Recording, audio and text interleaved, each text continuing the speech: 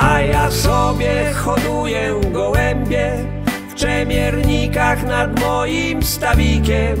Choć znajomi mówią dziś do mnie, że to hobby z innej epoki.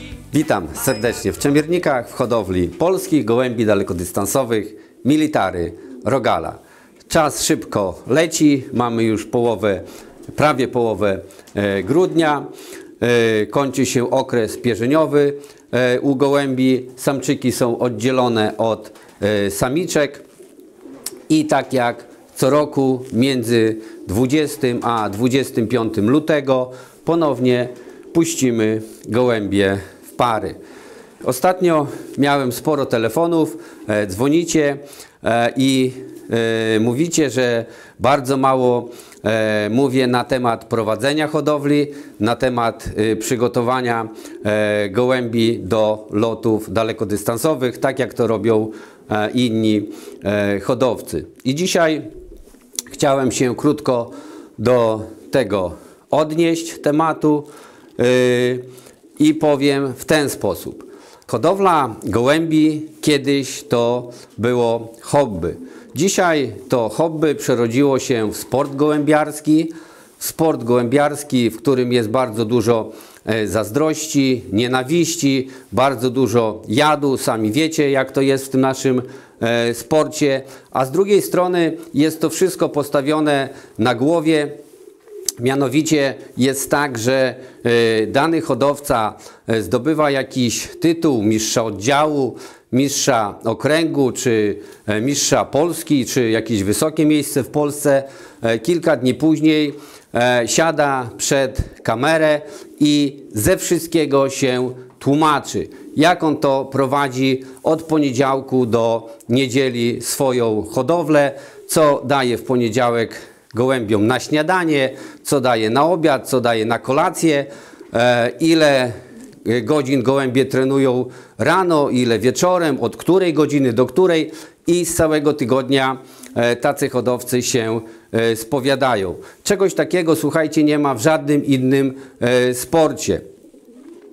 Nie ma tak, że ktoś, czy w sporcie drużynowym, czy w indywidualnym, gdy zdobywa jakieś tytuły, żeby siadał przed kamerę i ze wszystkiego się tłumaczył, jak on trenuje w poniedziałek, jak trenuje we wtorek, jakie suplementy bierze, stosuje. Czegoś takiego w żadnym sporcie nie ma. Powiem więcej, pracują sztaby ludzi, żeby takiego mistrza podejrzeć, jak on to trenuje, jakie suplementy stosuje, żeby właśnie takiego mistrza podejrzeć. U nas jest właśnie wszystko postawione na głowie, u nas nie trzeba nikogo podglądać, bo taki mistrz siada i od razu się spowiada, jak on taką hodowlę prowadzi.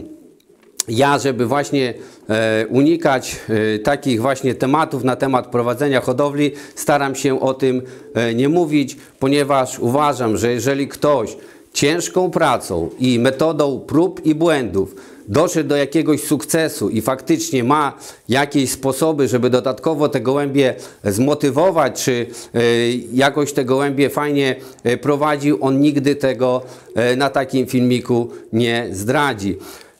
I dlatego na takich filmikach często są mówione półprawdy, trochę bajek. Ja rozumiem, że jest taki teraz czas, że hodowcy nagrywają sporo filmów, ja też nagrywam i o czymś trzeba na takim filmiku mówić, więc najczęściej hodowcy mówią, jak to właśnie taką hodowlę prowadzą od poniedziałku do niedzieli, a tak naprawdę jest tam sporo bajek opowiadanych. Nie mówię, że wszystko, bo na pewno jest tam część trochę jest prawdy, ale część jest też rzeczy wymyślanych albo mówionych, których faktycznie mistrzowie takich rzeczy u siebie w hodowli nie stosują. Chciałem jeszcze tutaj powiedzieć na temat stosowania ziół w hodowli, bo też miałem sporo takich właśnie zapytań. Oczywiście tak, zioła są bardzo dobre, ale zioła stosujemy profilaktycznie. Zioła, warzywa, witaminy i inne rzeczy możemy, nawet trzeba stosować, ale profilaktycznie. I jeżeli już w hodowli hodowcy zauważycie jakąś chorobę, wtedy musimy reagować antybiotykiem i to jak najszybciej. Czym szybciej, tym lepiej. Reagujemy jak najszybciej antybiotykiem, później dajemy probiotyk i wtedy już jak stado postawimy na nogi, możemy profilaktycznie, dalej nawet trzeba stosować zioła, warzywa i inne suplementy diety. Na pewno ziołami swojego stada nie wyleczymy, zioła podajemy, ale tylko profilaktycznie, a jeżeli już choroba w swoim stadzie, zobaczycie taką chorobę, reagujemy antybiotykami, a czy wcześniej, czy później, nawet nie wiem w jaki sposób byśmy tą hodowlę prowadzili, jakaś choroba, czy wcześniej, czy później się pojawi. Tutaj chcę jeszcze powiedzieć, do młodych hodowców się zwrócić.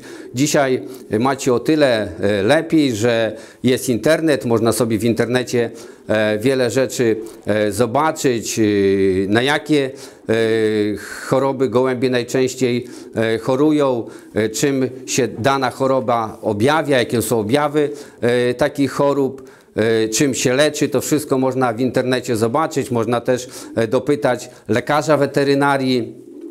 Także on też na pewno sporo rzeczy podpowie. Oczywiście filmiki też trzeba oglądać, nie mówię, żeby nie oglądać, ale z każdego filmiku można tam dla siebie wyciągnąć 10-20%, nie więcej. Bo tak jak mówię, jeżeli faktycznie ktoś ma jakiś patent i do tego doszedł ciężką pracą, metodą prób i błędów, on tego Wam nigdy nie zdradzi. Także to tyle w tym temacie. Korzystając z okresu przedświątecznego, chciałem wszystkim hodowcom i Waszym rodzinom złożyć życzenia świąteczne, zdrowych, wesołych, radosnych świąt Bożego Narodzenia, udanego Sylwestra i wszystkiego najlepszego w nadchodzącym nowym 2024 roku. Wszystkiego dobrego. Pozdrawiam, Szczemiernik, dobry lot, dziękuję bardzo.